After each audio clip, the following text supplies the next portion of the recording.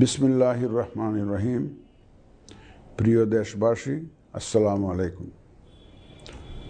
মহান সৃষ্টিকর্তার কাছে শুকরিয়া, তিনি বহু প্রতীক্ষিত ত্রয়োদশ জাতীয় সংসদ নির্বাচন এবং জুলাই জাতীয় সনদ সংবিধান সংস্কার বাস্তবায়ন আদেশ 2025 এর উপর অনুষ্ঠিতব্য গণভোটের তফসিল নিয়ে আপনাদের সামনে হাজির হওয়ার সুযোগ দিয়েছেন। বক্তব্যের শুরুতে মহান বিজয় দিবসের প্রাক্কালে দেশবাসীকে জানাই অগ্রিম শুভেচ্ছা। মহান মুক্তিযুদ্ধে শহীদদের প্রতি জানাচ্ছি বিনম্র শ্রদ্ধা এবং তাদের আত্মার মাগফিরাত কামনা করছি। একই সাথে জুলাই আগস্ট 2024-এর ছাত্র গণ অভ্যুত্থানে শহীদদের স্মৃতির প্রতি জানাচ্ছি আমার শ্রদ্ধা এবং তাদের আত্মার শান্তির জন্য দোয়া করছি। মহান মুক্তিযুদ্ধ থেকে শুরু করে 2024-এর ছাত্র গণ অভ্যুত্থান পর্যন্ত সার্বভৌমত্ব এবং গণতন্ত্র প্রতিষ্ঠা ও রক্ষার সকল আন্দোলনে যারা আহত, নির্যাতিত ও ক্ষতিগ্রস্ত হয়েছেন তাদের প্রতি জানাই আমার আন্তরিক সমবেদনা। আহতদের দ্রুত আরোগ্য এবং স্বাভাবিক জীবনের জন্য প্রার্থনা করছি। প্রিয় দেশবাসী, জাতি হিসেবে আমাদের অমোঘ শক্তি হচ্ছে স্বাধীনতা, সার্বভৌমত্ব ও গণতন্ত্রের জন্য আমাদের ভালোবাসা ও আত্মত্যাগ। জাতির প্রত্যাশাকে ধারণ করে আমাদের সংবিধান রাষ্ট্রের উপর জনগণের একচ্ছত্র মালিকানা নিশ্চিত করেছে। জনগণের প্রতিনিধিত্বশীল মালিকানা প্রতিষ্ঠার একমাত্র পথ হচ্ছে নির্বাচন। দুঃখজনক হলেও সত্য যে মানসম্মত নির্বাচনের অনুপস্থিতি প্রায়শই আমাদের ঐতিহ্য এবং সামষ্টিক প্রত্যাশাকে ম্লান করেছে। এমনই এক প্রেক্ষাপটে 2024-এর গণ অভ্যুত্থান সংঘটিত হয়েছে। আমাদের ভাই বোন সন্তানদের রক্তের উপর দাঁড়িয়ে আমাদের অঙ্গীকার হচ্ছে একটি সুষ্ঠু ও সুন্দর নির্বাচন অনুষ্ঠান, যা জাতি হিসাবে আমাদের প্রত্যাশা পূরণ করবে এবং বিশ্ব দরবারে আমাদের ভাবমূর্তি উজ্জ্বল করবে। আমার দৃঢ় বিশ্বাস আপনারা একই প্রত্যাশা ধারণ করেন এবং একই অঙ্গীকারাবদ্ধ। প্রিয় দেশবাসী, সুষ্ঠু ও গ্রহণযোগ্য নির্বাচনের লক্ষ্যে গত এক বছরে আমরা বেশ কিছু গুরুত্বপূর্ণ কাজ সম্পাদন করেছি। একটি স্বচ্ছ নির্বাচনের পূর্বশর্ত হচ্ছে একটি নির্ভুল, পূর্ণাঙ্গ ও স্বচ্ছ ভোটার তালিকা। আমরা শুরুতেই এই কাজে হাত দিই। গত এক বছরে নতুন ভোটার অন্তর্ভুক্তির পাশাপাশি ভোট বিমুখ এবং বাদ পড়া প্রায় 45 লক্ষ ভোটারকে তালিকায় অন্তর্ভুক্ত করা হয়েছে এবং 21 লক্ষাধিক মৃত ভোটারকে তালিকা থেকে বাদ দেওয়া হয়েছে। নারী ভোটারদের যথাযথ অন্তর্ভুক্তির অভাবে পুরুষের সাথে নারী ভোটারের ব্যবধান বেড়ে প্রায় 29 লক্ষে গিয়ে দাঁড়ায়। বাদ পড়া নারী ভোটারদের মাঝে সচেতনতা সৃষ্টির মাধ্যমে সেই ব্যবধান উল্লেখযোগ্যভাবে কমিয়ে আনা হয়েছে। আইন সংশোধন করে ভোটার হওয়ার যোগ্যতার তারিখ প্রতি বছর 1 জানুয়ারির পরিবর্তে কমিশন কর্তৃক নির্ধারিত দিনে নির্ধারণ করা হয়েছে। এর ফলে 31 অক্টোবর 2025 পর্যন্ত যোগ্য তরুণ ভোটারগণ ভোট দিতে পারছেন। গত 18 নভেম্বর প্রকাশিত তালিকা অনুযায়ী বর্তমানে দেশে ভোটারের সংখ্যা দাঁড়িয়েছে 12,76,95,183 জনে। এর মধ্যে পুরুষ ভোটারের সংখ্যা 6,48,14,907 জন এবং নারী ভোটারের সংখ্যা 6,28,79,042 জন। গত এক বছরে নির্বাচন কমিশনের সক্ষমতা বৃদ্ধির পাশাপাশি সংশ্লিষ্ট সকলের জবাবদিহিতা বাড়াতে আমরা বহুবিধ আইনি ও কাঠামোগত সংস্কার সম্পন্ন করেছি। গণপ্রতিনিধিত্ব আদেশ এবং রাজনৈতিক দল ও প্রার্থীদের আচরণবিধিতে যথাযথ পরিবর্তন, সংশোধন ও পরিমার্জন করা হয়েছে। নির্বাচন ব্যবস্থা সংস্কার কমিশনের বিভিন্ন সুপারিশের পাশাপাশি নির্বাচন কমিশনের নিজস্ব মূল্যায়ন ও অংশীজনের পরামর্শের ভিত্তিতে এসব সংস্কার করা হয়েছে।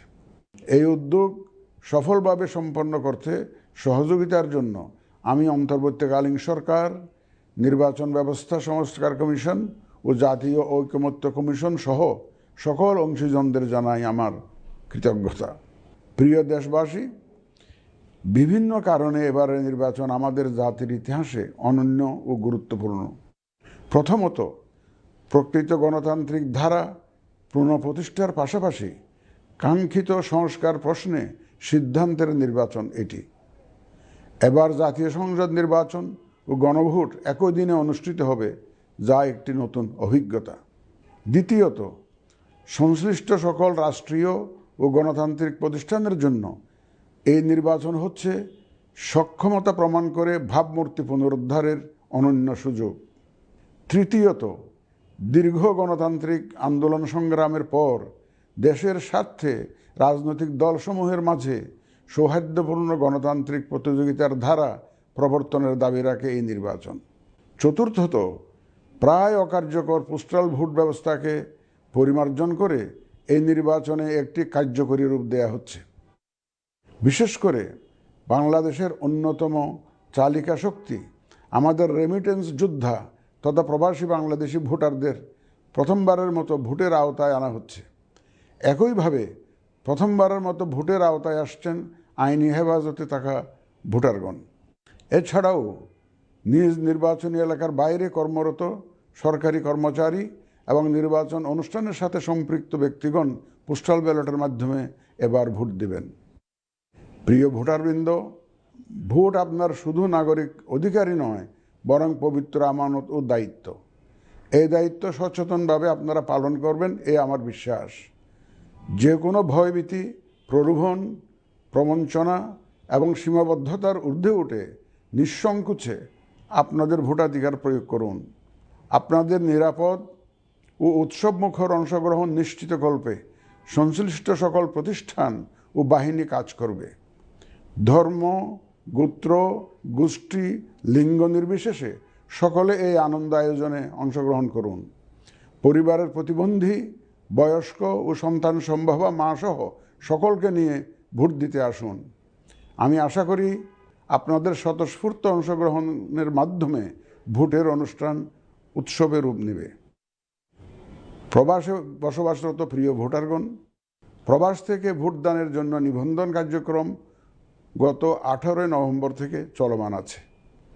আগামী 25 ডিসেম্বর পর্যন্ত পোস্টাল ভোট বিডি অ্যাপের মাধ্যমে পৃথিবীর যে কোনো স্থান থেকে ভোটদানের জন্য আপনারা নিবন্ধন করতে পারবেন। আপনারা এই সুযোগ গ্রহণ করে ভোটে অংশ নিন, দেশ গঠনে আপনাদের অধিকার বুঝে নিন। প্রবাসী ভোটারগণ ছাড়াও দেশের ভিতরের 3 ধরনের ভোটার পোস্টাল ব্যালটে ভোট দিতে পারবেন, যা ইতিমধ্যে উল্লেখ করেছি। প্রবাসী ভোটারগণের পাশাপাশি এই 3 ধরনের ভোটারগণ আগামীকাল থেকে শুরু করে আগামী 25 ডিসেম্বর 2025 পর্যন্ত পোস্টাল ভোট বিডি অ্যাপের মাধ্যমে এবং নির্ধারিত পদ্ধতিতে পোস্টাল ভোটের জন্য নিবন্ধন করতে পারবেন। ব্যক্তি ভোটার ও প্রতিষ্ঠানসমূহের প্রতি আমার আহ্বান, আসুন আমরা আমাদের ভোটাধিকার নিশ্চিত করি এবং ভোটে অংশ নেই। প্রিয় দেশবাসী, বর্তমান সময়ে সামাজিক যোগাযোগ মাধ্যমে বিভিন্ন বিভ্রান্তিমূলক তথ্য ছড়ানো হয়ে থাকে। বিশেষ করে কৃত্রিম বুদ্ধিমত্তা ব্যবহার করে অসত্য তথ্য ও অপতথ্যের বিস্তার দিনকে দিন বেড়ে চলেছে। প্রতিপক্ষ দল ও প্রার্থীকে হেয় করার পাশাপাশি নারীদের প্রতি বিদ্বেষমূলক প্রচারণা আমাদের ঐতিহ্যকে ক্ষুণ্ণ করে এবং নির্বাচনকে কলুষিত করে। দেশের প্রচলিত আইন অনুযায়ী এসব রোধে প্রয়োজনীয় ব্যবস্থা গ্রহণ করা হবে। আপনাদের প্রতি আমার বিশেষ অনুরোধ, অসত্য এবং অসৎ উদ্দেশ্যে প্রচারিত কোনো তথ্যে কান দিবেন না, গ্রহণ করবেন না। মনে রাখবেন, অসত্য তথ্য শেয়ার করাও শাস্তিযোগ্য অপরাধ। আমি এবার নির্বাচনে অংশগ্রহণে ইচ্ছুক প্রার্থী এবং দলসমূহের প্রতি 2-1টি কথা বলতে চাই। আসুন আমরা আচরণবিধি মেনে একটি শান্তিপূর্ণ ও উৎসবমুখর নির্বাচন নিশ্চিত করি। শান্তিপূর্ণ সহাবস্থান এবং পারস্পরিক শ্রদ্ধা নিশ্চিত করে ভোটারদের বিশ্বাস ও আস্থা অর্জনই হোক আপনাদের লক্ষ্য। নির্বাচনে দায়িত্ব পালনকারী প্রিয় সহকর্মীবৃন্দ, নির্বাচন কমিশন স্বচ্ছতা, নিরপেক্ষতা এবং দৃঢ়তার সাথে দায়িত্ব পালনে বদ্ধপরিকর। কমিশনের অংশ হিসাবে আপনারা নির্ভয়ে সততা ও নিরপেক্ষতার সাথে দায়িত্ব পালন করবেন। মনে রাখবেন, এ ব্যাপারে কোনো শিথিলতা বা গাফিলতি সহ্য করা হবে না। একটি সুন্দর ও গ্রহণযোগ্য নির্বাচন অনুষ্ঠানে সংবাদ মাধ্যম ও পর্যবেক্ষক সংস্থার সহকর্মীদের ভূমিকা অপরিসীম। আপনারা স্বাধীনভাবে সর্বোচ্চ পেশাদারিত্ব, নিরপেক্ষতা ও বস্তুনিষ্ঠতার সাথে আপনাদের দায়িত্ব পালন করবেন, এটিই আমাদের প্রত্যাশা। প্রিয় দেশবাসী, আমি এ পর্যায়ে নির্বাচনী তফসিল তথা নির্বাচন সংক্রান্ত সময়সূচি ঘোষণা করছি। আগামী 2026 সালের ফেব্রুয়ারি মাসের 12 তারিখ রোজ বৃহস্পতিবার 300 আসনে ত্রয়োদশ জাতীয় সংসদ সাধারণ নির্বাচন এবং একই সাথে জুলাই জাতীয় সনদ সংবিধান সংস্কার বাস্তবায়ন আদেশ 2025-এর উপর গণভোট অনুষ্ঠিত হবে। ত্রয়োদশ জাতীয় সংসদ নির্বাচনের জন্য মনোনয়নপত্র দাখিলের শেষ তারিখ আগামী 29 ডিসেম্বর 2025 রোজ সোমবার। মনোনয়নপত্র বাছাই হবে আগামী 30 ডিসেম্বর 2025 রোজ মঙ্গলবার হতে 4 জানুয়ারি 2026 রোজ রবিবার পর্যন্ত। রিটার্নিং অফিসারের আদেশের বিরুদ্ধে কমিশনে আপিল দায়েরের শেষ তারিখ 11 জানুয়ারি 2026 রোজ রবিবার। কমিশনে দায়েরকৃত আপিল নিষ্পত্তির তারিখ 12 জানুয়ারি 2026 রোজ সোমবার থেকে 18 জানুয়ারি 2026 রোজ রবিবার পর্যন্ত। প্রার্থিতা প্রত্যাহারের শেষ তারিখ 20 জানুয়ারি 2026 রোজ মঙ্গলবার। রিটার্নিং অফিসার কর্তৃক চূড়ান্ত প্রার্থী তালিকা প্রকাশ ও প্রতীক বরাদ্দ 21 জানুয়ারি 2026 তারিখ রোজ বুধবার। নির্বাচনী প্রচারণা চলবে 22 জানুয়ারি 2026 রোজ বৃহস্পতিবার হতে ভোট গ্রহণ শুরুর 48 ঘন্টা আগ পর্যন্ত তথা আগামী 10 ফেব্রুয়ারি 2026 রোজ মঙ্গলবার সকাল 7:30 পর্যন্ত। ভোট গ্রহণ হবে 2026 সালের ফেব্রুয়ারি মাসের 12 তারিখ রোজ বৃহস্পতিবার। নির্বাচন প্রক্রিয়ায় সকল রাজনৈতিক দল ও প্রতিদ্বন্দ্বী প্রার্থী সহ ভোটারদের আন্তরিক অংশগ্রহণ ও সক্রিয় সহযোগিতা কামনা করছি।